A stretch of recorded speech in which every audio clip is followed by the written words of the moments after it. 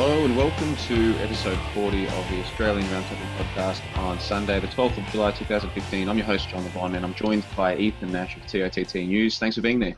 Good to be here, Johnno.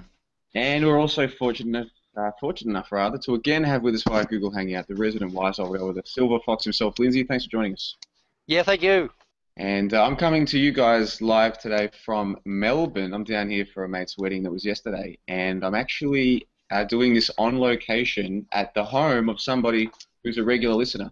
So if the acoustics aren't coming through too well, I do apologise, but we'll get on with the show. Just let me read out this little intro that we like to start the show with. For new listeners, the ARP is a Brisbane-based independent news analysis discussion roundtable which broadcasts live every Sunday from 3 p.m. Live listeners can take part in a live chat forum at the YouTube channel.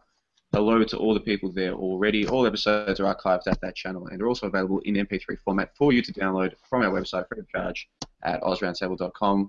Views presented by individual panelists and guests are not necessarily representative of the entire panel, and all important information cited during the broadcast will be linked to at our site ausroundtable.com so you can verify and analyze it for yourself, which we always recommend you do. Now, on to today's rundown. We'll start off by taking a quick look at the MH370. It's not a conspiracy, according to an expert, so we can put that one to bed. Then in domestic, we've got 5 topics today. Really quickly, a police report reveals that New South Wales judges are bribed. The AFP is warning that the war on extremism will last generations. Australian police are preparing to employ drones for surveillance. The coal seam gas issue at Liverpool Plains, a feature piece from Ethan. I'm looking forward to that. And then we'll take a look at male unemployment on the rise here in Australia. Then for the international, we'll look at the aftermath of the Greek referendum, a Holocaust survivor reparations fund, fraud, and the Pope calling for a new world order. So another packed show today, boys, and you'll just have to forgive me if I'm not my usual perky self. It was a very big week so far. Lindsay, can you forgive me? Yes, I can forgive you. Yes. But can you forgive yourself? Oh, I don't think so. This time. Like that.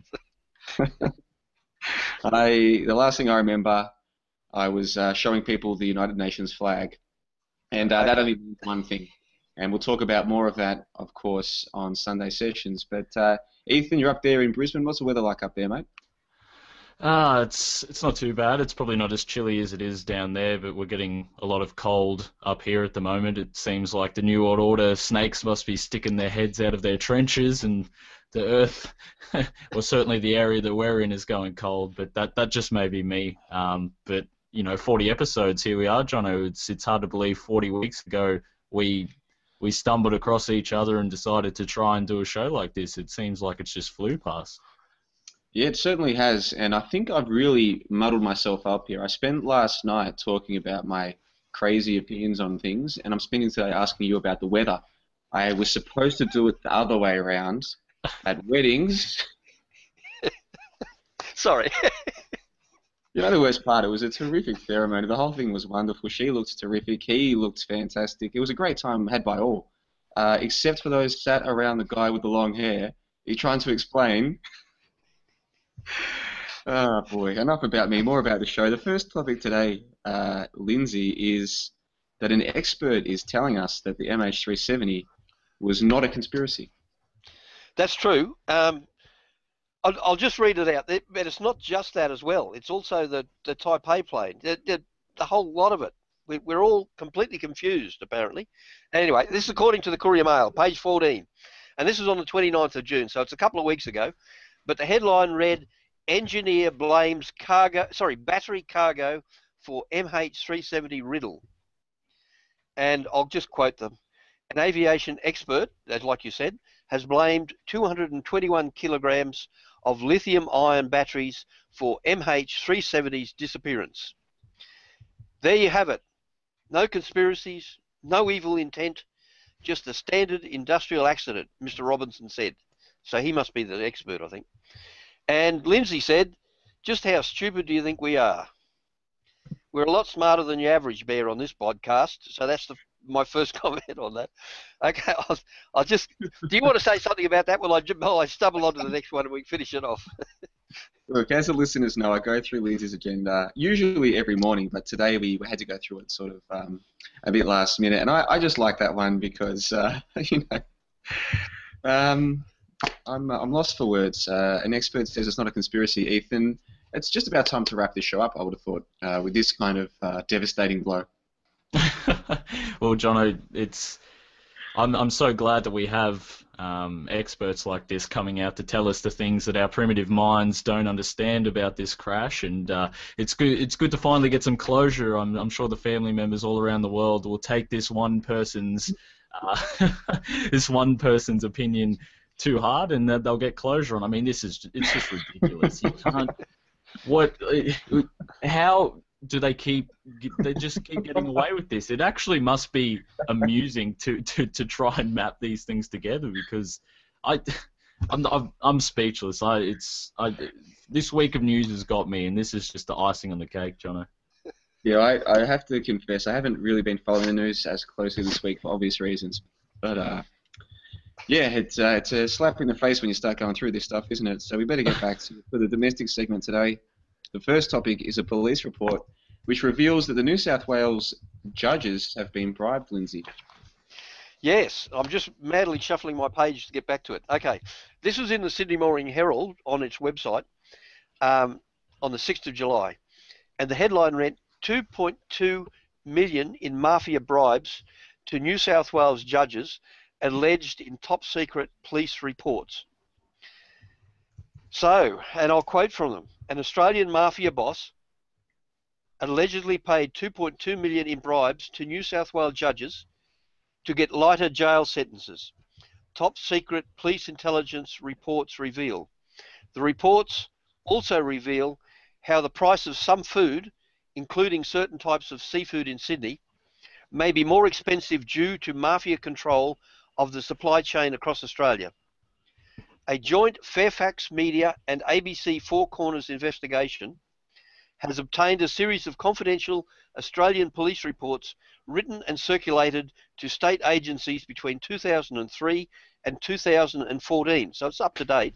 The reports provide startling revelations about the depth of the Calabrian mafia's infiltration into Australian life, and it's the ambitions of the criminal group. One report described how New South Wales police gathered information in 2003 that mafia figures in Griffith, the group's traditional stronghold, had been receiving information from a person connected to the police in Griffith and the court. It alleged that a Sydney-based Italian organised crime member received light sentences in the past because he paid off Sydney judges, costing approximately 2.2 million. Fairfax Media has recently spoken to senior law enforcement sources who identified a judge allegedly involved, saying he has since left the bench. New South Wales Police Intelligence also described how detectives had discovered how Italian organised crime members have actively approached members of the Australian Defence Forces for the purpose of acquiring firearms and ammunition. And it went on and on and on, but that's long enough, I think. My take on this was, I thought it was great. I was hoping that this might blow up in the face of all this judiciary throughout Australia, and we could have a decent inquiry into them. Because I've spoken before on this podcast about, I've tried to get an inquiry into what happened to my mate who's now dead, and his court claims being traded into hedge funds, and he had a security for 927 million registered under the UCC in Washington DC, and that was converted and traded. And I think all these judges, the whole judicial system in Australia, needs a thorough hosing out with a gurney or something. That's my opinion. So Ethan, what do you think? I'll see what your idea is on this first. Yeah, I think you're right, Lindsay. I agree with what you're saying. You know, this is it's hard.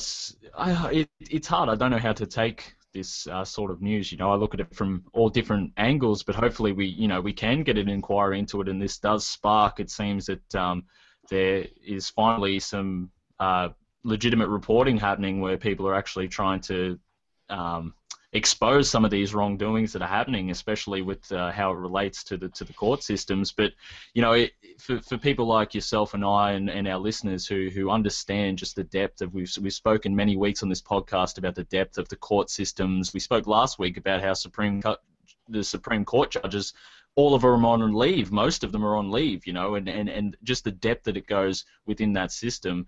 For us that know that, this really isn't anything new.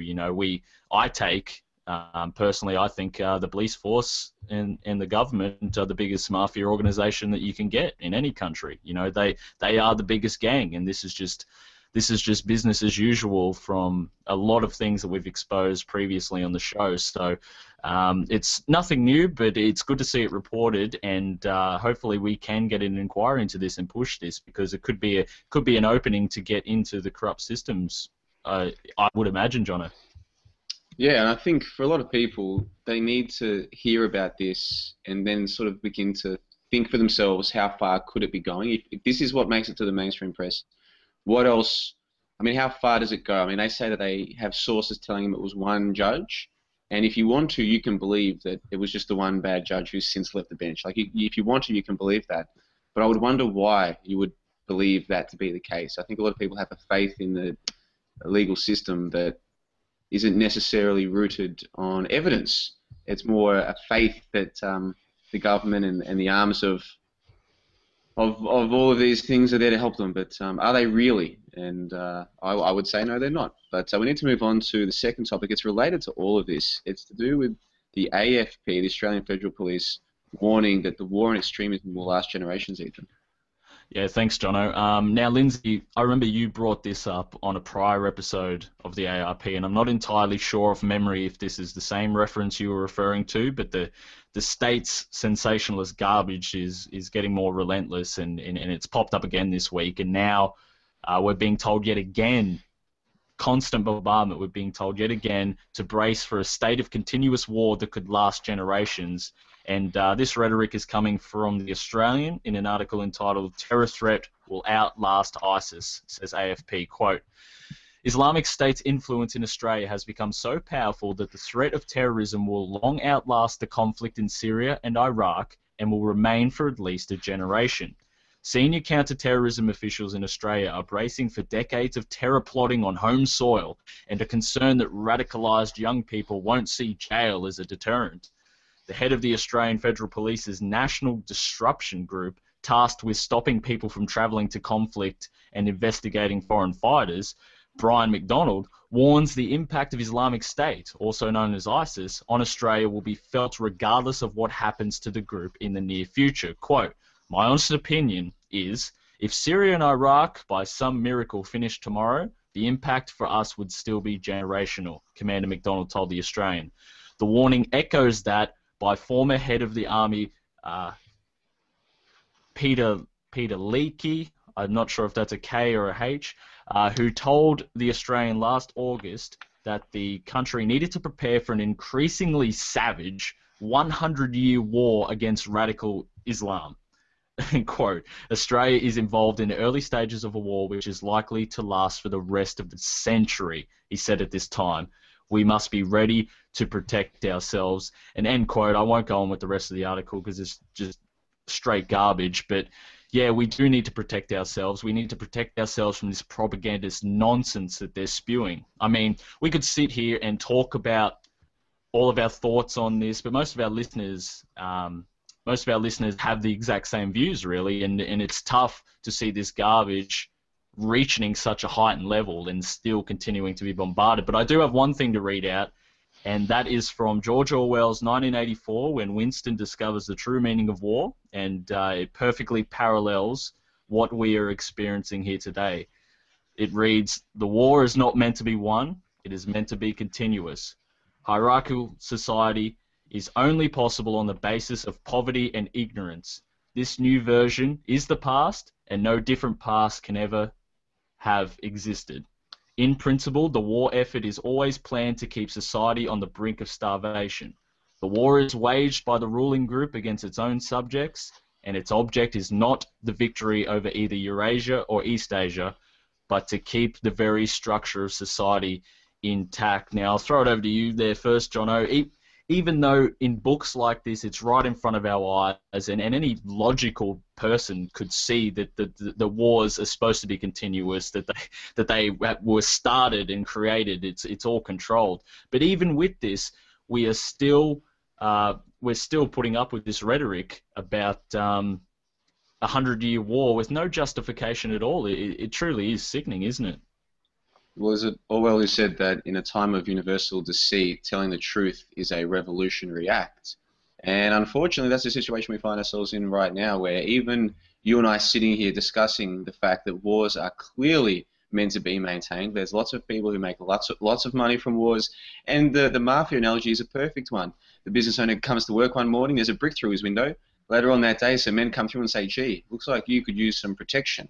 And we just happen to be offering those services today. It's the exact same thing. They'll tell you about how bad everything is. There are these wars that need to be fought to stop these terrible things. In this case, it's ISIS. And we need to take more of your tax money to do it. And anyone who disagrees with us either doesn't care about your safety or is a raving lunatic. And that's exactly what they condition people to believe through TVs and through the so-called education system, to the point where even us sitting here talking about the similarities between 1984, a book written in the 40s, and today, that would be considered by a lot of people to be crazy. Lindsay, what say you? Yeah, no, I agree. And can I just bring up a couple of little points that I was reading as I was going through the papers yesterday, and they tie in exactly with what Ethan was talking about. First of all, you got one here. You know, when you said the whole idea of it is to keep people poor and struggling to make ends meet, and they're so busy with their backside up and their head down working, they don't look around.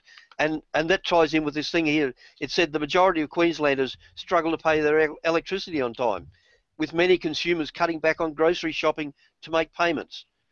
Two new surveys have revealed. So it's exactly what you're just saying. And the other thing too I noticed was that in the Courier Mail, on a regular basis now, they have a page, and on the top they have like a top bar across it, and they call it War on Terror.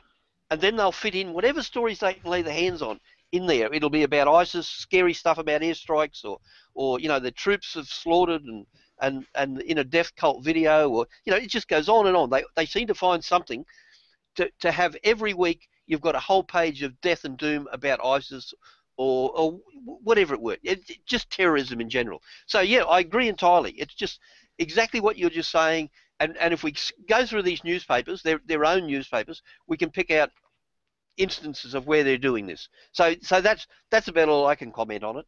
You're right, Lindsay. And what we're seeing here is unjustified. That's the word that's being used, because they don't even have to justify these actions. And you've mentioned, you know, keep people in a state of distraction, keep them in a state of financial hardship, squash them so that they can't focus on the real issues at hand. And it's only going to get worse. And because of Australians either being too conditioned by this rhetoric that's being pushed out, or just people not wanting to burst out of their personal bubble, whatever it may be, there are consequences coming from this. And Lindsay, I understand we spoke about this off air, but if you wanted to throw it in, I understand you saw a short article from the Courier Mail about AFP's plans to boost security, which would make airline passengers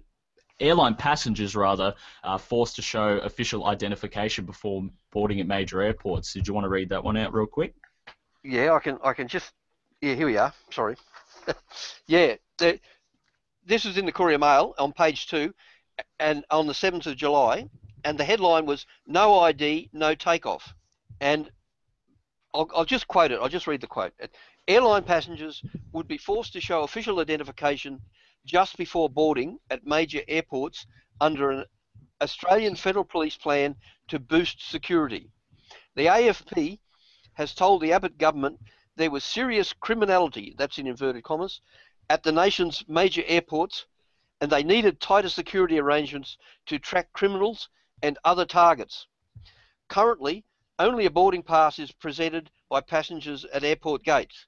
Many people are booking flights under a pseudonym or false name, which is an offence.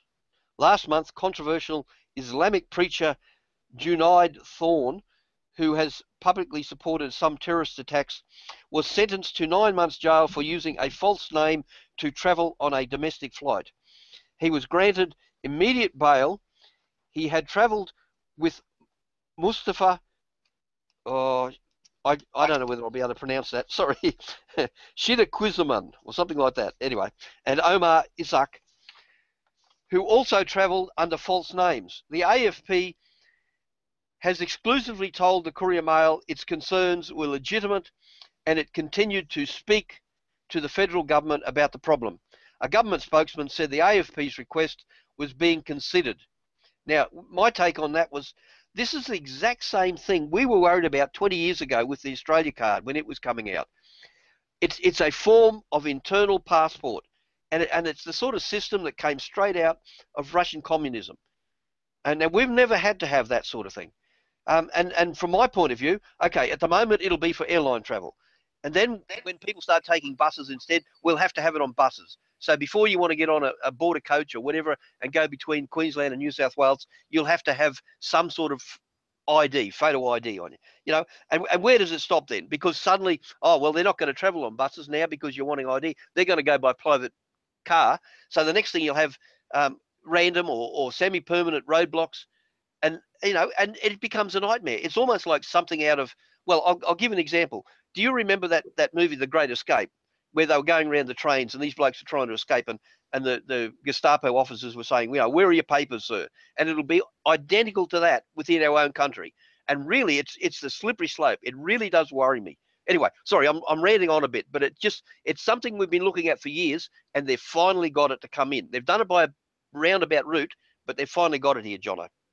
Yeah, and that's the point that we make, is even once you realize that they're lying to us about ISIS and they're trying to scare people, to psychologically traumatize them into accepting whatever draconian new legislation they want to pass, even though we all know that, I think it is still important for us to talk about it, because once we're past all the fear that they give us, it's easy for us to forget just how in fear our fellow people are. Many of them still truly believe that there's this boogeyman that they need protection from.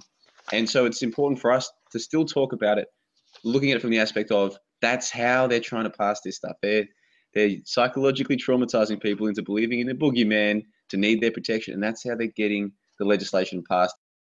Let's move on, shall we, to the third one, Lindsay. This is the Australian police to employ drones for surveillance.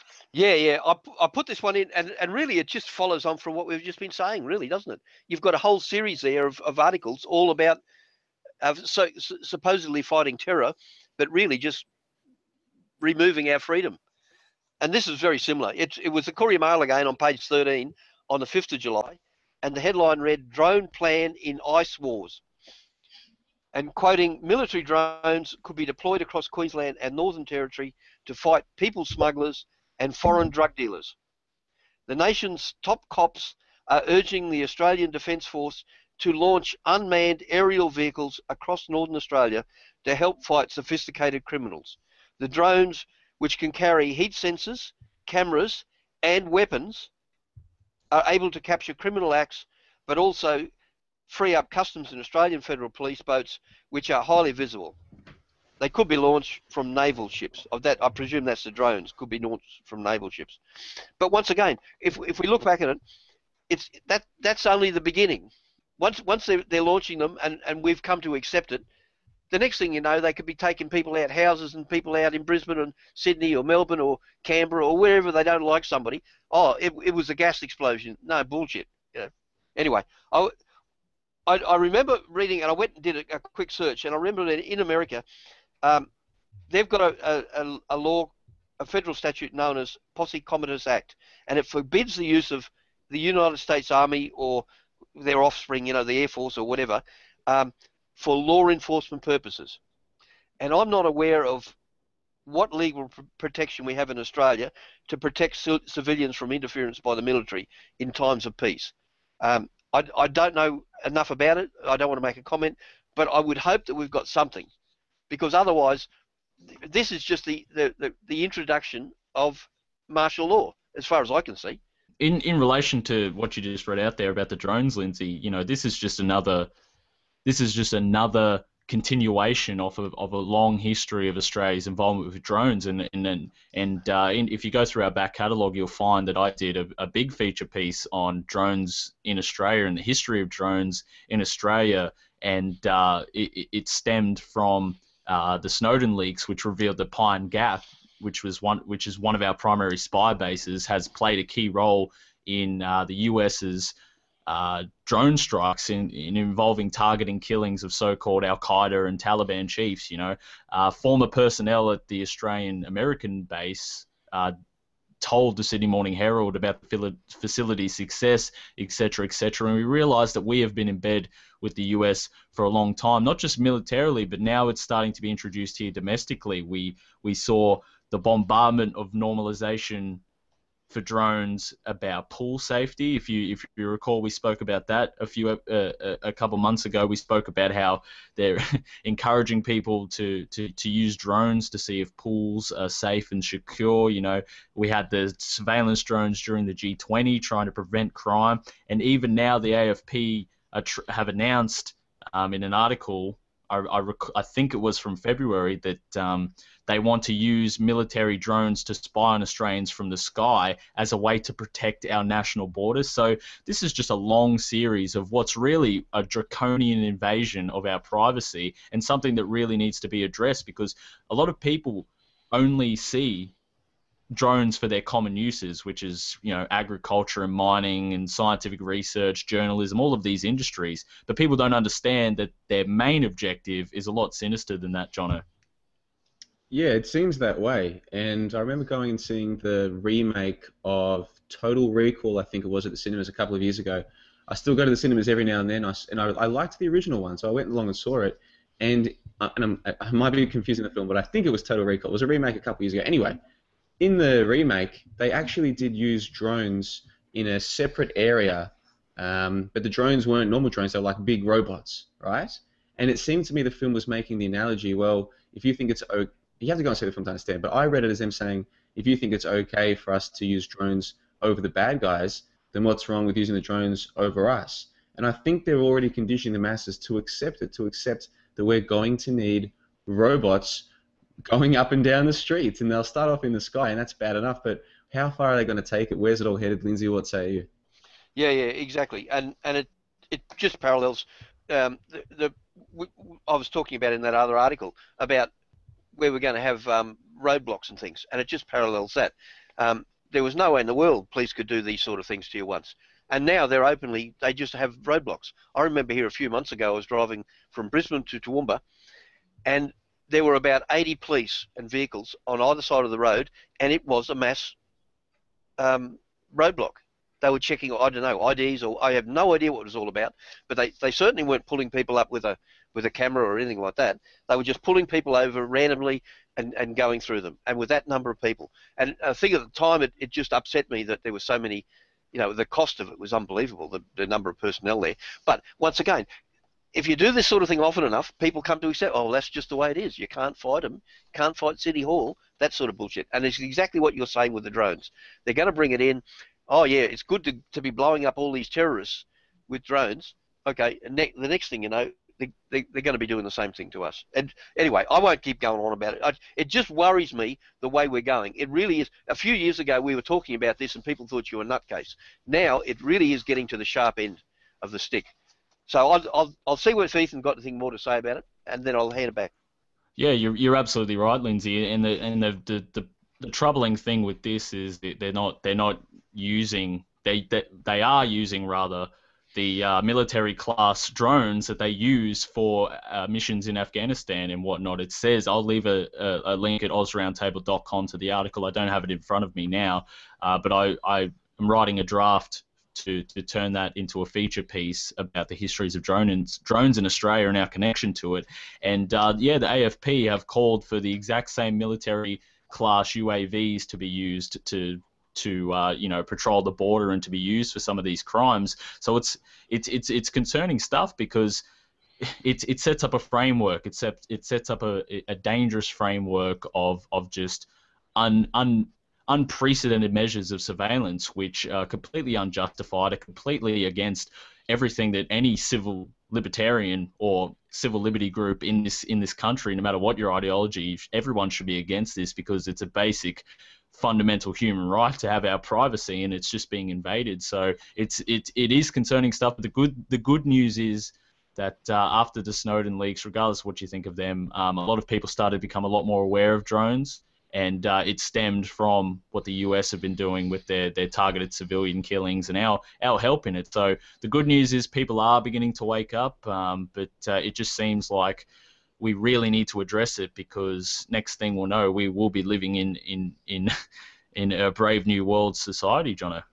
I think we're already there. I think we've been there for a long time. Where it's just that more of us are starting to realise it now. The thing is, when you say that more people are becoming more aware of it, my question to you would be, is that really going to make much of a difference? Because it seems to me that so long as this stuff has bipartisan support, which it will, so long as the TV tells people it's necessary, people will just go along with it. I mean, they will, and they already have convinced the average person that just for us doing a show like this, talking about it, there must be something wrong with us.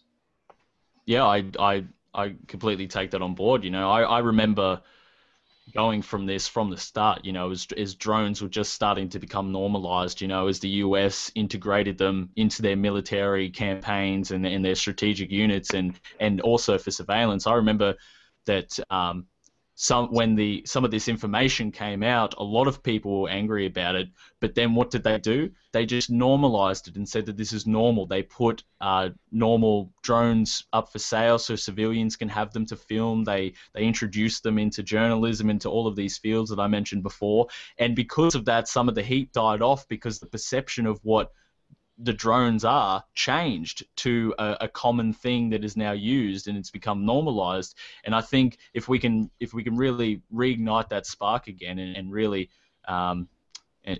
address this, I think we could have some positive results. That's just my estimation, though. Yeah, I mean, how many people in Australia today, you think about it, how many Australians today are aware of the fact that it is now law, thanks to those pieces of legislation that were passed last year, following the Newman Hayter incident and all the ISIS propaganda? How many people in Australia know the police can come to your house in plain clothes, enter, take a look around, take any evidence they want, leave, do all of this in plain clothes, and then you won't find out about it for up to 12 months? That's the law. They can do that now. In fact, if you're listening to this show and you're not at home, they could be at your home right now and you wouldn't even know about it. And none of your neighbours would even know that it's the police. It'd just be a guy in plain clothes if they wanted to. Now, if you're comfortable with that, if you don't have an issue with the state having that much power over you, then there's not much that I can say to convince you otherwise. But I think most good people can see that this isn't a good thing. It shouldn't be necessary.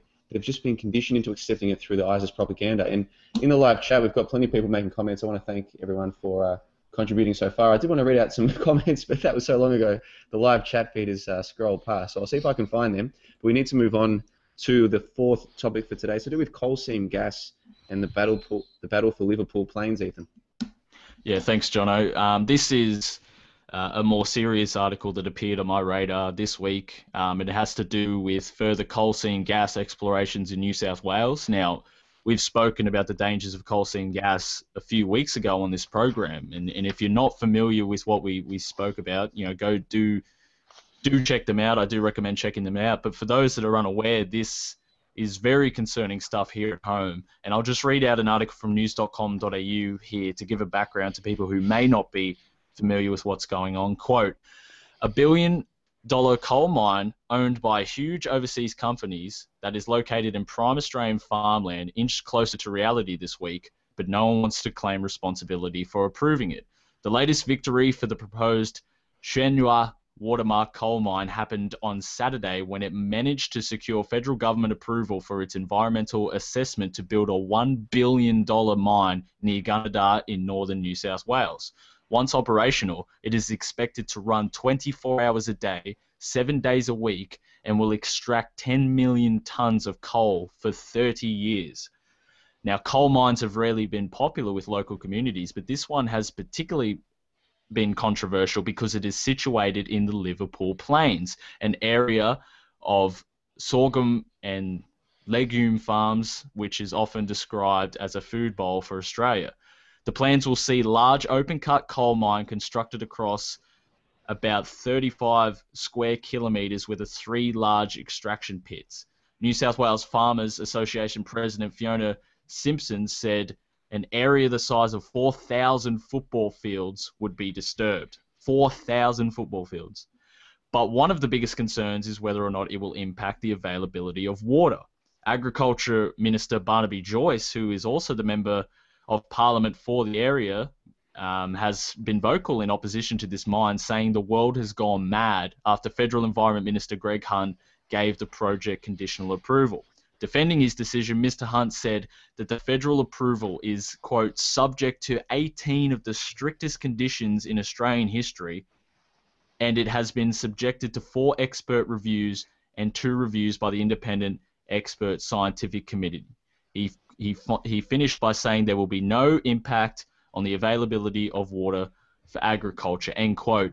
So what we have here is a community described as the food bowl of Australia now being threatened after approval has been given to multinational corporations to come in and use coal seam gas to extract coal for 30 years. And as I mentioned, we've spoken about this on the show before, and the dangers of this type of activity, even with the EPA in the United States not able to avoid the obvious and proven dangers of this industry. And if something were to go wrong, theoretically, in New South Wales where this is proposed, it could have devastating effects on a multitude of levels. So I'll throw it over to you there, John, first, just to have a general discussion. You're quite familiar with how this country is being exploited to serve a wide range of foreign interests, but this is some dangerous territory that should be stopped immediately before what little farming and agriculture we have left in this country is gone. What do you think about this news? Well, can you tell me from what you've looked into it how successful the activist groups have been in stopping coal seam gas in Australia? Well, off the top of my head, the Lock the Gate Alliance have been doing some fantastic jobs all across the country. They've stopped a couple of major projects. I can't think of it off the top of my head. Aussie Beach TV did a good special on it. They headed down where there was a massive victory against the coal seam gas company. So it's very successful. And there's also an SOS Liverpool Plains group, which represents the city and country people around there that are trying to stop this. And so there is a resistance building, and that's why I titled this The Battle for the Liverpool Plains, because there's a lot of passionate coal seam gas protesters around this country. And Johnno, this is an area that really should not be touched because it could have devastating effects. Well, it seems to me it's almost like that supposed bystander effect, and I'm not really sure if that's even true. I'd have to look into the studies to see if they are, but there's this notion that if lots of people are around a bad situation, none of them do anything, whereas if it's only one or two, there's a good chance they'll step in to do something. But as soon as there's a group, so the argument goes, people feel less responsibility to do something. And I think that's definitely the case when it comes to issues like coal seam gas. Even if there's Australian land that's being harmed by the use of this kind of technology, most people don't care until it's in their backyard. So I wonder if the activism, say with Liverpool Plains, I wonder if them being successful is entirely dependent on a community getting together because they're the ones who are directly affected. Lindsay, do you get what I mean by this? Yeah, I get an idea. The little I've seen about this, it was just the local politician who's a member of cabinet was going against Abbott over it. That's the impression. That was the thrust of the story that I saw on it. I mean, I'm sure that's not all there is involved, but so I think he was just trying to protect himself and his own electorate. Now, he might be genuine in his beliefs, but you know how cynical I am about any of these party politicians. But that was the drum up of the story that I saw. So I don't know anything much further about that. So I'd have to leave it with you. I know what you're talking about if there's only a few people, then right, I'm going to have to get in and do something. Whereas if there's plenty of others, you think, oh well, somebody else will be doing it. I understand the point you're making there, but I'll just throw it back to Ethan. I'll just see what he says about the politics of this. Is it just between the local member and Abbott, or is there a bit more involved in it? It's a confusing situation because this has been going on for a long time, and the premise of the article that I read from it was completely getting away from the main issue of the dangers, and it was speaking about nobody's taking responsibility for approving the project. So we don't know who approved the project in Parliament through the process that had to be done, and it's concentrating on that. And obviously, the New England member, who is Barnaby Joyce at the moment, is opposed to this. So there's a whole thing going on there. But just as we've seen with every single coal seam gas protest, it is the local community that is standing up, because some of these farmers provide the water to most of the towns, some of these small rural towns out there, and if their water got contaminated, this is really the children's future, the health, safety, and future of your family and your children and the local community around there. And I think that's what provokes people to get so involved, because as I understand what John is saying, but coal seam gas protesting in this country is fairly big, and there is a wide resistance to it, and it does take that sort of emotional, personal thing to get to them. It's not until it affects them personally that they have to stand up, and I think that's being achieved, because farmers, as we've experienced, as we've discussed rather on the show before, farmers are just being destroyed by these foreign interests, not just in coal seam gas, but in a number of areas. So they really are in the battles right now, and it's good to see them fighting back. You can go to ccag.org.au if you want to help out with the SOS Liverpool Plains campaign. They've got a Facebook page, etc., etc., and that's what we try to do for this show. Try to have a positive effect on it, and we forget sometimes that this show can be a call to arms, or a way to get people to connect with one another. So if you're interested in joining the fight, or if you want more information, head to ccag.org.au, and there's not much really more I can say, Johnno, except we need to be vigilant and stop this in its tracks. Oh, good little wind up. But we'll move on to the fifth and final topic for domestic today, and it's to do with male unemployment on the rise. Lindsay, take it away. Okay, thank you. Yeah, I saw this in the Courier Mail on page 2 on the 10th of July. The headline read, "Dole queue grows as males most affected." And I'll just read the quote first. "Queensland men are struggling for work even as the state's unemployment rate drops, with new figures showing the gender divide for the jobless worsening. Australia's unemployment rate rose slightly to 6% for June, as an extra 27,200 joined the job queue, behind 514,000 others," the Australian Bureau of Statistics reported. Queensland managed to buck the trend, with its seasonally adjusted unemployment rate falling from 6.3% to 6.1%, as 5,600 fewer people struggled to find paid employment. But for men, the news was not good. The state's male unemployment rate went up 1 percentage point to 7%, while women dropped to 5.1% from 5.6%. It is the best rate for women since September 2011, and the equal worst rate for men in the past year. State Employment Minister Curtis Pitt said there were positive signs in the data. Quote, "It is still too high, but we are still happy to see where that is going," he said. "I think there is a genuine uplift in the economy." And that's the end of the quote. On radio and television, I've been hearing a concerted campaign of propaganda during the week about the disparity between male and female wages. They keep flogging it on a regular basis. And it just seems to me that this story about male unemployment needs to be considered in conjunction with the wage disparity propaganda. And there are a few different points to be made here, but I'll ask Ethan, what do you think about this? Have you got any particular take on it, Ethan? Well, it does follow the same patterns that we spoke about on the show before, Lindsay. This whole cultural Marxist sort of agenda that has been pushed onto society for decades and decades now, and this is just another example of it. We've spoken in depth about just the illogic behind hiring based on gender rather than skills, and how that's going to affect the workplace. And I think that this somewhat could be an effect of that, and it was written out ages ago. I got in front of me a book by Ralph Epperson called The New World Order, and I'll read out a section there. It says, and this is a lot of things, but this is the one passage. It says homosexual marriages will be legalized. Parents will not be allowed to raise their children. The state will. All women will be employed by the state and not allowed to be homemakers. Divorce will become exceedingly easy, and monogamous marriage will be slowly phased out. That's in the introduction there, speaking about what the New World Order are planning to bring in, and that was in 1989.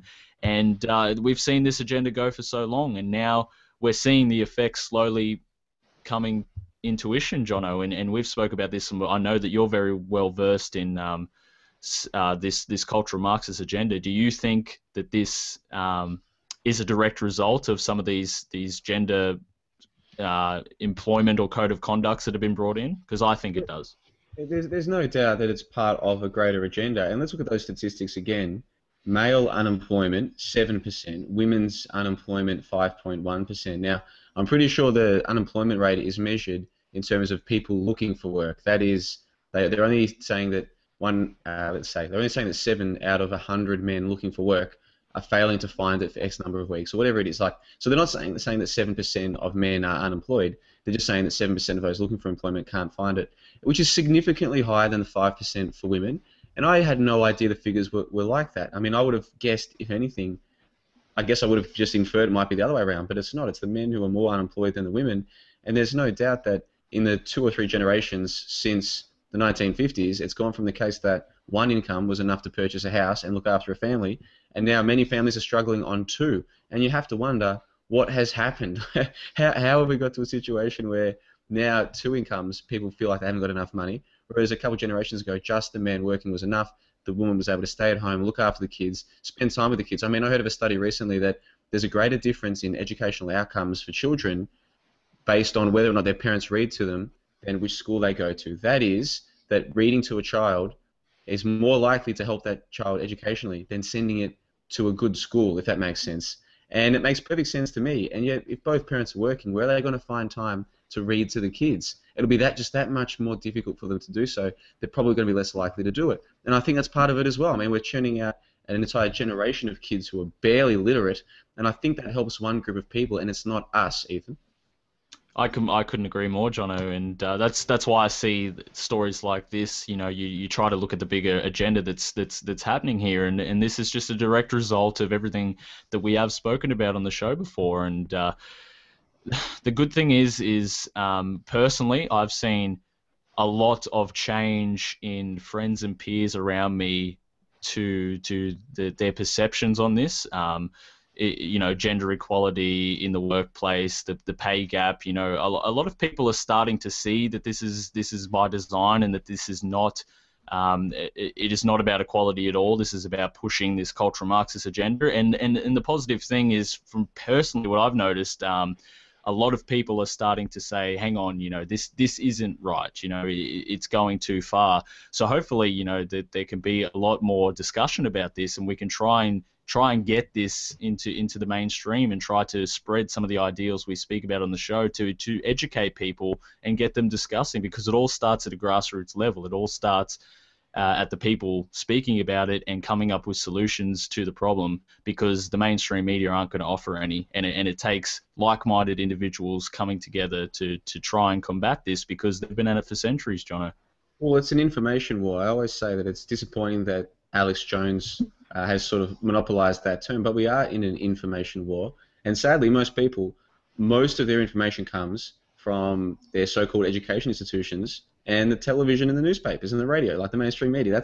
That's where most of their information comes. And so if they're being constantly bombarded by supposed experts telling them that they need mass immigration, that it's somehow good for them, that women in the workforce makes us better. The 1950s were the worst time ever because look at how the women weren't in the workforce. And if they're constantly barraged by these notions, and if everyone else seems to believe them, most people will never truly question it. And it's not until you start questioning these things that you realize, hold on, things have gotten appreciably worse since the time of people a couple of generations ago. And just recently, I was chatting with a friend. I didn't realize that he knew that I even did this show. I hadn't realized I'd told him, but I hadn't told him it. It had got out some other way. But he said to me that he listened once, and he thought that Lindsay sounded just like his father. Like, it was amusing to him how we do the show with a man who sounds just like his father with his political opinions. But you know what? The more older people you talk to, the more people you know do hold these views, they just don't really seem like they can express them anymore. It's amazing the change that's happened to our society in just a couple generations. And just like in the book 1984, most of the proles don't remember any history. There's a section in the book that doesn't make it into the film where Winston goes out to a pub out in the proles area, and he walks up to a bloke and says, "Can I buy you a beer? I'd like to have a chat." And he asks the old man about history, and the old man can't remember any because most people aren't really paying that much attention. When the things that are happening today, they won't even remember in 10 years, let alone 20 or 30, so they'll have no frame of reference to compare. But anyone who's been around, even I'm 27, even in my time, anyone who's actually been paying attention will have noticed a change. The problem is most people aren't paying attention. Lindsay, what say you? Yeah, I agree entirely. And that's probably what motivates me to do this, in that I've sort of got a little bit of a background, and sometimes you can bring things that I sort of vaguely remember, and it gives some sort of validity or background to things that are happening today. So it's not really, we're not really a solution show, are we? We're just trying to inform people of a slightly enlarged idea of what's going on, that they may only see one or two things in front of them in the newspaper or on the television on a day-to-day basis, but there's a background to it, and I think that's probably what we're trying to fill in. I don't know whether that's how you feel about it, but that's how I sort of view it. Can I ask you that, Johnno? Is that how you feel or not? Oh, look, I'm a human just like anyone. My feelings fluctuate from day to day. So today I'm probably coming across a little bit less optimistic than I usually am. But normally I try and look at the bright side, the amusing side of it, because what they want us to do is to focus on the fear. They want us to be constantly distracted by the scary stories. Now, in the live chat, we've got a few comments. Planetary Mirror says, I'll read that one out in the after show. We've got a few comments. Lord Rollo says ISIS equals Al Qaeda, Coca-Cola equals Fanta. Robot Broken says elections Clinton versus Bush take 3. They don't even try to make it look real anymore. Go Away says that he's reading 1984 to his child while the child's in the room. And I'm Another Aussie says that if you do that, the kid won't want to come out. So enough about all of that. It's time to move on to the international section today. The first topic is the aftermath of the Greek referendum. Ethan, take it away.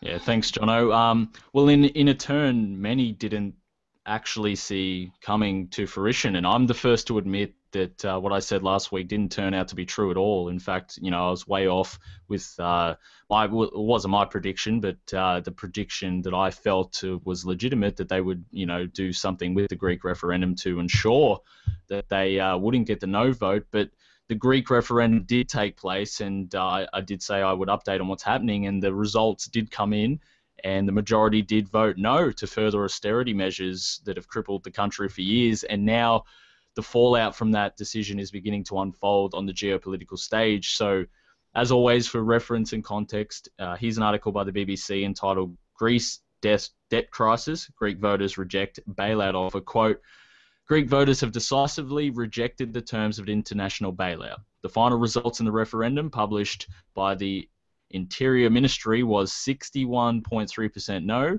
against 38.7% who voted yes. Greece's governing Syriza party had campaigned for a no, saying that the bailout terms were humiliating.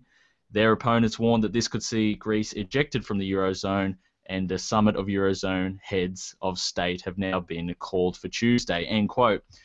Now, as I just read out, this decision, which were really their only option when you look at it, it was the only option that they could do, and I'll get into that in a second, but this decision could very well see Greece ejected from the Eurozone. We have seen the financial instability in many markets this week following the news, and by the looks of it, Greece may very well have to join either Chinese or Russian interests down the line. But really, it's all guesswork for now, and I don't want to speculate too far ahead. So what I wanted to do today was briefly speak about how Greece got into this mess and open it up for a general discussion, because I said last week I would add more context when I could. So every single mainstream media outlet has been following the narrative for the economic crisis in Greece this week, and that is that the government spent too much money and went broke. The generous banks gave the money, but Greece still can't pay the bills because it is mismanaged the money that it was given. accept the fact that that is a lie, not only about Greece, but about other European countries such as Spain, Portugal, Italy, and Ireland, who are all expecting various degrees of austerity. It was also the same big fat lie that was used by banks and corporations to exploit many Latin American, Asian, and African countries for many decades. Greece did not fail on its own. It was made to fail. And this is a somewhat lengthy piece that I've got here to speak about what's happening. So I hope the listeners can bear with me. But in summary, the banks wrecked the Greece government and then deliberately pushed it into unsustainable debt, while revenue-generating public assets were sold off to oligarchs and international corporations. Now, this was broken down into 4 separate categories. Stage 1 was the first and foremost reason that Greece got into trouble, and that was the financial crisis of 2008 that was the brainchild of Wall Street and international bankers. Now, if you remember, banks came up with the awesome idea of giving subprime mortgages, and we know the whole story. We're not going to go into that. But in plain, big banks and Wall Street gurus made hundreds of billions of dollars in the scheme. But this was just stage 1 of their enormous scam. There was much more to profit later on. And stage 2 was when the financial time bombs exploded. So when it actually ensued, commercial and investment banks around the world started collapsing in a matter of weeks, and governments at local and regional level saw their investments and assets evaporate.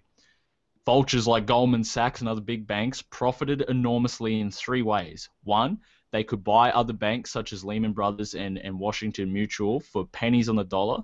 2nd, and more heinously, Goldman Sachs and insiders such as John Paulson had made bets that these securities would blow up. And then, it continues on. But after this whole mess unfolded, in Greece, the domestic banks got more than $30 billion of bailout from the Greek people. So let that sink in for a moment.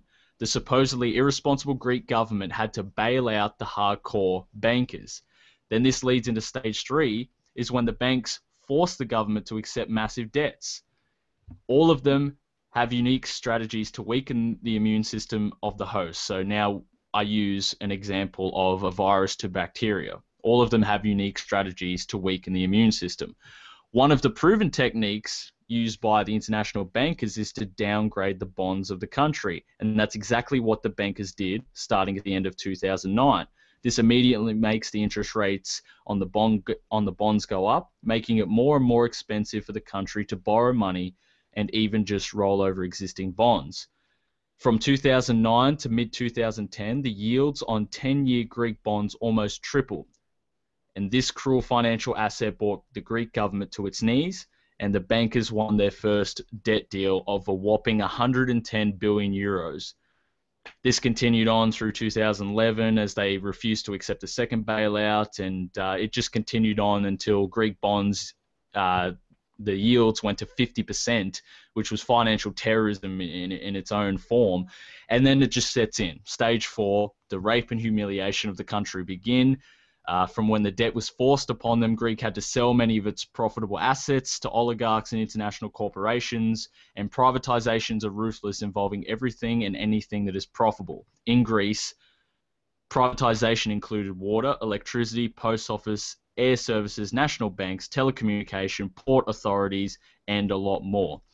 Now, I won't bore you for too long listening to my voice, but you get the picture. This situation was engineered from the start and makes you wonder where they are going to head with it.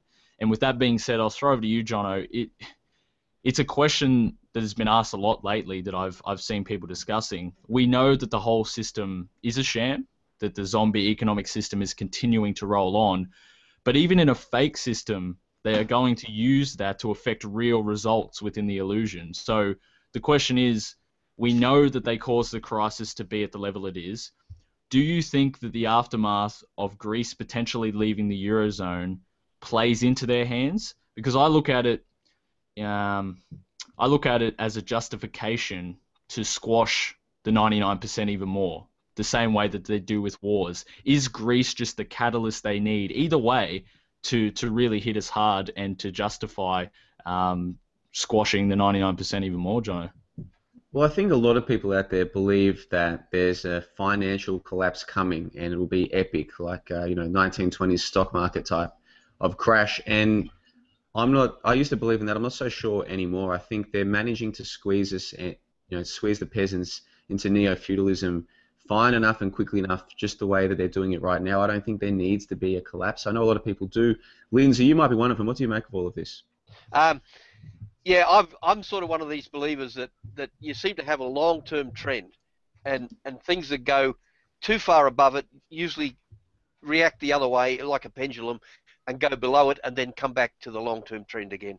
And so I think we've been so what's the word, so bullish for so long. I think we've got to have a correction. So whether it's going to be this year or next year, it's just that my understanding is from history is that they usually happen in the September, October time. So there's a possibility of it. I'm no expert by any means. That's just my observation over a few years. So I think we will have a correction. But getting back to this Greek business, when you said what they'd done to Greece and how they had to sell their assets, I thought that's exactly what we've been doing in this country for a long time. They've come in and done the same to us. You'll get a government come in and they're going to restore, get rid of the foreign debt and restore us back again, but we have to sell our assets to do that, to pay for it. And then another government comes in and then they start all over again with the borrowing and what have you. It's just a cycle. And when you realise that the likes of Turnbull and crew used to work for Goldman Sachs, you understand just how rotten that whole system is. So I don't think there is any immediate answer to it for Australia or for any of the other countries in the world until we start to gain some control over our politicians. Now, maybe that's being negative, but I really do think we need to consider that first before we consider these things. We really need to be able to control them, and how we're going to do that is another matter. The other point I was going to make was that I'd seen a clip, a YouTube clip by Nigel Farage, and he was talking in the European Parliament, and he was going on with almost identical to what you've just said, Ethan, and I thought, yeah, he can see it. So many others can't, but he can see it. And then I looked up a clip because I've got a book here called Confessions of an Economic Hitman, and I looked up there was a YouTube video by that fellow, and he's saying exactly what you just said in your article. This is that was his job, to go around to all the third world countries, and not even third world, just anybody they could do it to, and hit them in this way. So they took over all their assets and they enslaved them, and that's just what they've done. So we've got to start to think, how are we going to get out of this in the long term, and be a bit more positive about it, because you really are dealing with a very, very corrupt system. I can remember years ago that Goldman Sachs had people in high positions in the Italian government, in the American government. It just goes on and on. They really have, it's almost like a parasite where they've got inside the body politic and they control what goes on. So I'd be glad for anybody to give us some ideas on what they think they can do to pull us out of this. It's not just Greece, but obviously Greece comes first because they're in such a bad position at the moment. But we're all heading in that direction, and we all need to be able to pull ourselves out of it.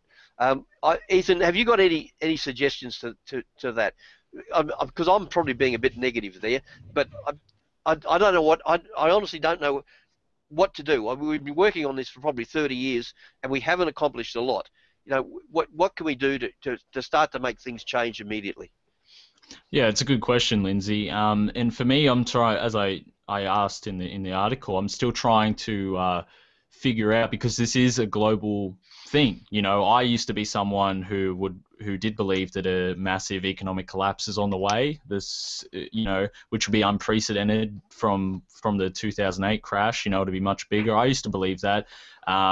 Until I did a lot more research into it and just found out that they're just keeping this going. It's all an illusion that they're going to keep going. But even inside of an illusion, people have the perception that it's real, and there's going to be real effects, as we're seeing in Greece here and for the globe. Now, a lot of people have expressed the notion that this is a positive thing. Withdraw from the Eurozone, stand defiant in the face of the bankers and whatnot. And what I'm still trying to figure out is, does either way work out at all for the side of good? Because they can use it as a way to crush further countries through the price of the dollar, through wars, whatever it may be, whatever their justification is to raise the cost of living or to do anything. You know, we saw the stock markets fall after Greece voted no. You know, this has worldwide effects. But what I'm trying to understand, Lindsay, and maybe you might have a suggestion for this. What I'm trying to understand is, even if they do withdraw from the Eurozone and it's the only option that they do have, doesn't that just play into the hands of the New World Order as well? Because then they have an excuse to destabilize other countries by design whenever they want. You know, I'm someone that doesn't believe in an economic crash coming, but controlled economic destabilization is what they want, because they want to squash anyone that's not of the top 1% down and down and down further. And this could be the pretext, Lindsay.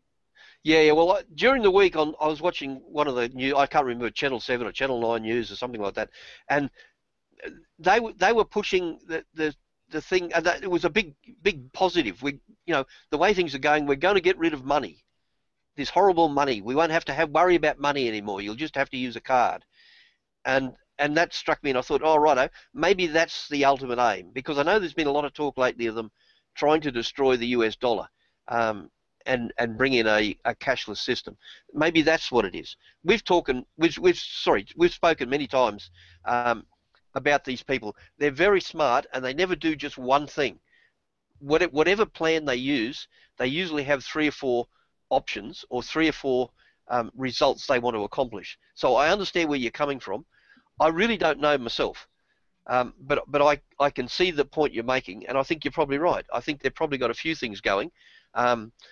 There's been just unrelenting attacks on Putin and Russia in general, so there could be something going there. I know they want to control China if possible. They could, I really don't know what the end result is, but they certainly will. Just that little bit from Greece made a hell of a mess of the Chinese stock market. So what, where it's going to go and what it's going to do, I really don't know. I'm not that, what's the word, well educated about that process, but it does look as if it's falling into their hands. And just during the week, there was somebody major made a thing about the people controlling silver and gold. So there is manipulation going on. Just how it all works together, I'm not smart enough to know. But I'll see if John, he might have a comment on this too. Yeah, I mean, one of the points that I make to people is that you can go back on our channel, episode 31. We spoke to Lucas Cullen as our guest. He was from Bitcoin Brisbane. I know in the live chat, people are talking about using alternative methods of transfer, so go and check out episode 31. With the money issue, though, guys, I get a lot of people think there's a collapse coming, and they genuinely believe it's only a matter of time, months or years, and there's going to be this sudden collapse, and, ATMs won't be working, all this kind of stuff. And I used to believe that as well, to a large extent. Now I'm not so sure. It just seems to me like what we're going through the last 7 or 8 years in particular, they are squeezing more and more money out of people at the bottom. Countries are getting further and further into debt. Australia is paying something like $1 billion per month just in the interest on the money that we borrow from the international bond markets. I mean, it's incredible. Most people have no idea. You bring the stats up, some of the stats don't mean anything. They don't follow money at all. And there's a quote that's often attributed to Henry Ford. It goes like this: "It is well enough that people of the nation do not understand our banking and monetary system, for if they did, I believe there would be a revolution before tomorrow morning." Now, I haven't been able to source that with primary evidence, so don't take it as gospel that Henry Ford actually said that, but regardless of who said it, the sentiment is 100% true. If people actually understood the way that money and banking is used to enslave them, in a very literal way, I'm not being metaphorical, I'm being quite serious here, they're using the financial systems and monetary system to enslave people, and they're squeezing the slaves out of more and more and more of the produce of the time that they put in. At the time they put in at work producing things or serving people, they're getting less and less recompense for that via that system. So I don't see why they need to collapse us. They seem to be getting everything they want, and we're well on track for them to achieve what they want, which is complete control over our lives, to the point where even the most moronic of people will see that they're a slave. We're well on the way. I don't see why a collapse is necessary. Lindsay, can you see what I mean? Yeah. I understand what you're getting at. And I was the same. Like I used to, we used to go to forums and things like that, and for 30 years, people were talking about this massive collapse that's coming, and it just never happened. They just seemed to be able to keep the balls juggling in the air almost indefinitely. Now, having said that, I'll go back to what I said before, is that you do have for a very long time now, we've had a long-term trend. And it does appear that if it goes below it for too long, it bounces back and it goes above it. If it's above the long-term trend for too long, it will come and react and come the other way. Now, that doesn't mean there's the sort of thing you're talking about where everything collapses, you can't get water, you can't get money, you can't get food. No, I'm not talking about that. But I think there will be a major correction, probably in stock market and commodities and various other things as well. So we're probably not talking on exactly the same results. We're talking about something slightly different, but I get what you're coming at, and you may well be right. That they may well have us far enough down. They don't need to collapse everything, and bring in martial law or whatever. I don't know. I don't know. Like it seems to me, I mean, in the live chat right now, we've got about 60 people watching live as we speak, and a number of the people in the live chat are talking about how they think the collapse is inevitable. And I understand, they're quite right. Like, a fiat currency can't last forever. But how long will it take them to finally get rid of the US dollar? It seems to me like it's doing exactly the job that they want. Everyone's using FPOS now. We've discussed on this show the fact that it won't be long before FPOS becomes the only option that you can pay for things. That's already happening in a certain country in Northern Europe, I forget which one, where stores are now accepting only FPOS. And so if they can use this fiat currency, go completely digital, and enslave us that way, I can't see why they wouldn't do that. Now, are they going to stage a collapse to then justify the rollout of a new currency or something like this? Perhaps, but then it's just the same thing. Like, so long as these people are in charge, they're going to use the money and banking system the way that they're using it to enslave us. So for me, it almost seems, once you understand what money and banking is, you don't really need to follow the ups and downs of it anymore, because it's all make-believe in the first place. Ethan, can you see where I'm coming from? I do, John, and that's what Lindsay and I have been discussing just before, and I completely agree, and that's what I'm saying, that they're going to use that as a way to increase what they're already doing. If Greece bails out of the Eurozone or whatever happens within the illusion, it's going to have real results. So if Greece and there's financial instability, they can then do everything that they're doing now and just increase it tenfold, because now they have a justification for it. And that's what I'm trying to question, of whether, if Greece leave the Eurozone, no matter what they do, it plays into the hands of the New World Order, because then they can justify squashing us even more, and then whatever agenda they have, a cashless society, a digital currency, whatever it may be, it can be brought in even faster, because they're destabilizing all of these countries by design. And it's not a massive global collapse, everything continues on, but they're doing it incrementally, and through subtle destabilization across the world, that's how they're going to get their agenda in. That's what I'm trying to question, but we just have to sit back and look, because it's all speculation from now. Who knows where they want to take this and where they can go from it, but I'll be sure to have all the updates when they become available, Jono. Side Obstacles in the live chat says that they can't get rid of cash until they can provide everyone a means of exchanging it. Not everyone can afford a phone to transfer fiat. I get where you're coming from there, Side Obstacles. I would suggest that once they've got the chips in place, who will need a phone to transfer money? And if the idea of human implants seems out there, that's only because you haven't been looking into it. It's already happening. They're already trialing these things. It won't be long before you're expected to have a chip. It couldn't be any more obvious, and yet some people can't see it. They'll never see it. The one upside, though, is that the people who can see it, they're trying to barter more between themselves, to do more exchange of services amongst mates. And you do see this especially in, say, the trades, where one bloke will put up a fence for someone, and the other bloke will help him with the plumbing or whatever, and it makes more sense for him to do it that way, because then you haven't got the government taking a cut. It's the government taking the cut that is your income tax, and so if you're not officially earning money for it, they can't take their cut. So barter is the obvious solution, not just on the short term and on the micro scale, but I think also on the macro scale, Ethan. Yeah, it's certainly an interesting thing, and we could go on speaking for hours about this, but as I said, we'll just have to sit back and see where this goes, because we know we're trying to piece the end game together to try and invoke discussion to get people to resist this before it does come out. And what we're seeing is the end game where they're normalizing a cashless society, and now they're doing this, which we know very well is by design, as I explained today. And it really is just a waiting game to see where they're going to take this and try to identify their patterns early, so that we can discuss it, deconstruct it on the show, and try to get the message out there to provoke discussion amongst the communities, Johnno.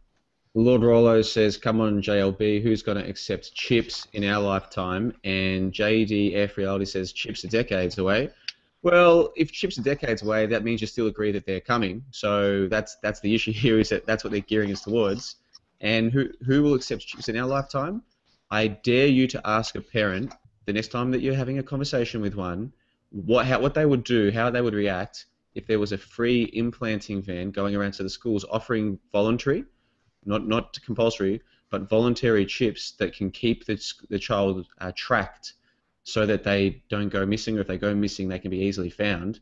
I dare you to ask parents how they would feel about such a thing being offered. Just try it. Just talk to the average person and ask them if there was free microchipping of kids. It was relatively painless. The kids don't even notice. Completely safe, just like vaccines. And we know from trials that it's reduced child mortality from kidnapping by 80% or whatever. Just ask them how they would feel about it. And then get back to me and you tell me that there won't be chips in our lifetime. Now, guys, we do need to move on to the next topic for today. Topic 2 is to do with a Holocaust survivor reparations fund fraud. Lindsay, take it away. Yeah, thank you for that. This was from the Jerusalem Post on the 8th of July 2015. And the headline was, Holocaust claims conference fraud likely much higher than 57 million. And I'll quote, for over a decade, a criminal ring within the organisation embezzled tens of millions of dollars through false restitution claims. The scope of a conspiracy to defraud the world's largest Holocaust reparations organisation, uncovered in 2009, was much greater than previously believed, a former senior official has alleged. This is one of several recent revelations that are causing a shake-up behind the scenes at the Conference of Jewish Material Claims Against Germany. Writing to the Claims Conference's board last week, recently terminated Ombudsman Shmuel Hollander asserted that while reports had said organisational leaders had siphoned off 57 million in German taxpayer funds meant for survivors, quote, the final sum is in all probability much larger, end of quote. For over a decade, a criminal ring within the organisation embezzled tens of millions of dollars through false restitution claims. 2 years ago, it emerged that despite stating that he had been unaware of the fraud until 2009, Claims Conference President Rabbi Julius Berman had in fact received an anonymous letter in 2001 tipping him off to the fraud. Soon after the tip-off, Berman launched an internal probe that ultimately concluded that there was no cause for concern. So that's the end of the quote. Now, I didn't have any particular comment to make about it. My main thing was to get across to people that, because there are still people who don't believe that Germany is paying reparations. That's the first thing. So not only are they paying reparations, but the people administering the reparations got their snout in the trough. So I think that was the part that I wanted to get across. But Ethan, have you got a comment on this before I hand it over to John?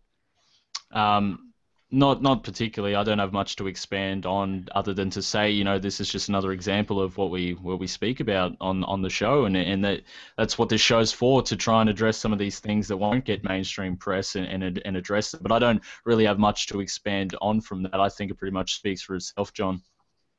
Yeah, it's just a quick article. I thought that one was interesting, Lindsay. I think and it's not just this particular type of charity. I think all charities, it amazes me that people are more skeptical about where the money ends up going, and you get cases like this where it's openly stated that millions of dollars that was meant for Holocaust survivors was siphoned away, and then you have to question the kind of people that would be involved at that level. And if you think through this one, you can see this is just the tip of the iceberg. We need to press on to the third and final topic for International today. It's to do with the Pope calling for a new world order, Ethan. Yeah, thanks, Jono. Now, there was a lot of interesting news this week, but this is something I found particularly interesting, and that was a speech given by Pope Francis where he calls for a radical change of the system we live in. And I've got an article here by the Daily Mail, and the title sums it up pretty well. It's called The Pope's New World Order. Francis calls for the goods of the earth to be shared by everyone, from July 9th. Quote, Pope Francis wraps up the first leg of a 3-national South American pilgrimage today after issuing an impassioned call for a new economic and ecological world order where the goods of the earth are shared by everyone, not just exploited by the rich. Francis made the address to participants of the Second World Meeting of Popular Movements, an international body that brings together organizations of people on the margins of society, including the poor, the unemployed, and peasants who have lost their land. The Vatican hosted the first meeting last year. Quote, let us not be afraid to say it. We want change, real change, structural change, the Pope said, decrying a system that has, quote, imposed the mentality of profit at any price with no concern for social exclusion or the destruction of nature.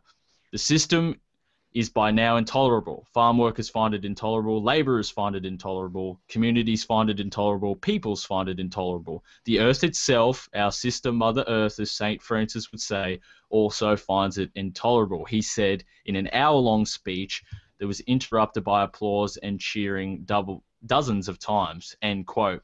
Now, to the uneducated mind, this speech, and I don't blame people for seeing this speech, it would seem like a thing of beauty. You know, who doesn't want a leader in his position to call out the big industries for their exploitation of the planet and the system that we live in? You know, who wouldn't want that? But this is the exact same rhetoric, if you look into it, that we've seen before, using emotional attachment to real issues such as the real destruction of our environment to call for a new world order. And people may recall here in Australia, Bob Brown, who was the former leader of the Greens here in Australia, did the same thing over and over again, regurgitating the notion we must come together to save the planet. It's Agenda 21 right in front of our eyes. Now, Lindsay, we know that the Vatican are fairly involved, as an understatement, in the grander scheme of things. Well, I personally believe that.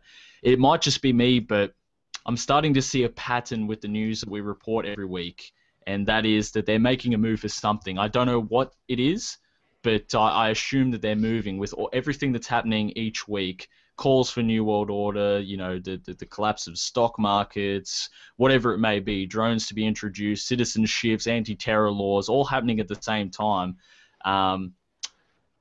Is this just, and this is just another chapter rather that we have to address. I'm interested to get your thoughts, Lindsay, because historically a number of popes have called for a New World Order. So this isn't the first time that the Vatican has tried to unify everyone together under the false guise of environmentalism to usher in a New World Order. Yeah, I remember there was a history of them trying to get a unified religion. You know, that's what the Jesuits were created for, I think, wasn't it? Was to destroy the Protestant movement. So probably not with guns, but they've gradually brought them all back. You had this thing recently about a Jewish Archbishop of Canterbury trying to hold hands with the Pope, and you know, we're all going to be all brothers again, and this sort of thing. So you've got that on that level to do with the religion, and what will that be then? Will that be like a world religion? Or I don't know. There's been talk of that for a while, but once again, you had this previous Pope was being charged for sex offences, along with members of the British royalty. In Canada, there was this group who were making claims against all these people. So you start to get, you know, how are they connected? And is it the group at the top of the pyramid are connected in so many ways, whether it be through pedophilia or, you know, there's just so much going on here, and I think it's very difficult for us to get to the bottom of it. Just because somebody says it on the internet doesn't mean it's true, but there's something's going on behind the scenes. I agree with you there, and I still don't know what it is. I've read a bit of stuff on the Jesuits. I know I've got a bit of an idea about them. I know that some of our politicians are Jesuits. there have been people, premiers of New South Wales and prime ministers and what have you, who were Jesuits, and I think there was, I won't quote it now because I don't have it off, but there was a thing about you go in and you become just like everybody else, so they don't know you're a Jesuit, and that's how you change things. So yeah, I really don't know the bottom end of it, but I agree with you, and I suspect that all these different groups, your Bilderbergers or whatever, are all working together with the Vatican, and anybody who's got a major influence in the world are all working together, and you can bet it won't be for our benefit in the long term. That's about all I can say about it. So I'll see what Johnno's got to say. In the live chat, we've got more than 60 people watching live, and the Oz TV show says the Pope is not a real Pope, and Planetary Mirror agrees. He says he's a front man. What do you guys make of the notion that the Pope doesn't actually have any real say? They're an actor just like President Bush or President Obama. They're just there as the front, as the conduit for the information for the masses, but they're not the ones actually putting the information together. They're just there reading out a script. What do you make of that one, Lindsay? I don't know. I'm getting to the point where I just don't want to talk crap that I don't understand properly at the moment. So can I just throw it back to you for a minute? Yeah, mate. Ethan, what do you think of this? That when we're looking at the comments of the Pope, that we ought to understand that it's not just the Pope saying this. It's a group of people who are really pulling the strings there. What do you make of that notion? Yeah, I don't have much doubt in my mind that there's anything different than that. This is Pope Francis is the newest version of the Obama puppet. He comes out, he's the hip, cool Pope, that he sees. He's very down to earth with the people on social issues. You know what I mean? He's advocated for such things, like unifying with science and gay marriage and all of these things. He's the hip, cool Pope that everyone has become adored to, and then that's the exact same characteristics as Obama has. They're just the puppets for this. And I've read historically, I've got a number of books here at home speaking about the history of the Vatican and how it was taken over. There's evidence to suggest it was originally intended for good, and it was taken over against the Illuminati, etc., etc. And I do believe personally that they are high up in the grand scheme of things. I don't know exactly. It's all guesswork. But I have no doubt that there's several people behind the Pope pulling the strings, and they just have to elect their representatives to push the agenda each year. And we certainly know that through historical accounts, through books that have been written, through just thousands of hours of research that people have done into it to investigate these things. And it just seems like now, as the Pope, as all of these organizations call for a new world order, a shake-up of the system, just as all of these other things are happening all around the world, the laws are being put in place, etc., etc. It seems like it could either be the beginning stages of something. I'm not too sure, but I wanted to throw this in, Johnno, just as a discussion at the end of the show, just because we're talking more behind the curtain now and end game of what they're trying to achieve. So it's very interesting times indeed. Yeah, I mean, a lot of people have to understand that the term New World Order has actually been used by people like George Bush Sr. to describe what they've got planned. They use the term New World Order, and it's been demonized, or it's been, I guess, made somehow into a word that if you use it, you must be crazy. Well, was George Bush Sr. crazy when he spoke of his New World Order? I mean, they're the ones who bring this term up. That's why we're talking about it. And the reason why I mentioned, what do we believe about the Pope? For me, I don't care what the Pope says in the sense that I think he's just a guy. He's just a paid dude just like anyone else. I care in the sense that other people care. And so when they are speaking to millions of people and there are millions of people who care what the Pope says, I actually think that he's saying something important or significant. It's the fact that he has that audience that makes his comments important. That's why I bring up the Pope, is he real or not real aspect. For me, I'd be very surprised if any of the people giving us messages have any real say in what gets said and done. They're just there to present a front so that we, the masses, can hear the information they want us to hear. It's the same with the TV reporters. They literally are reading from a teleprompter the news, but they stand there, they sound smart and professional, and we want to trust them and believe them. And many people do. They turn it on at 6 p.m., they listen to everything they say, and they might say, oh, I disagree with this or disagree with that, but generally speaking, they actually think that person that they're listening to has information that's going to help them, which couldn't be further from the case. And I wonder if Obama and the Pope, they're just one level up from the news reporter. They're just bigger news reporters, if that makes sense. I'm not sure if I'm articulating myself very well there, Lindsay, but can you see what I mean when I talk about this? Can you see why I think it's important? Yeah. I understand what you're getting at, and I agree with the Obama thing. He just says what he's told to say, and he reads from the teleprompter. So no, I understand what you're saying, and you may well be right. There may be. Well, we had that thing with the other pope that it was alleged was bumped off after 40 days or something or other. So there may well be a power group behind the pope, and he may well be just a face for the television or for the masses. But I don't know enough about it. That's my problem. I concede your point, and you may be correct, but I really can't comment much because I don't know enough about it. When I was younger and I lived in New Guinea, I finished up on a Catholic mission station at one stage. I was the government representative on there, and so I've got a bit of baggage that I bring with me about the Catholic Church, and I just don't want to get to the point where I'm just bringing out that garbage rather than trying to think clearly, if that makes sense. So that's why I'm sort of backing off. If that's clear to you? Yeah, I'm with you. Well, this is your topic, Ethan, so I'll throw back to you. Yeah, it's interesting, and it's like the protocols of Zion. It doesn't really matter who is originally responsible for it. The main notion is that the message is getting out there, and this is we've spoken about this before. It's the most effective way that they can try to get this across is through environmental issues to people that think they have their hearts in the right place, using emotional rhetoric based on real environmental destruction and greed and control in the world, to try and get everyone together. Just look at Bob Brown. He did it the entire time he was in the Greens Party in Australia, openly sat on TV saying we need a new world order.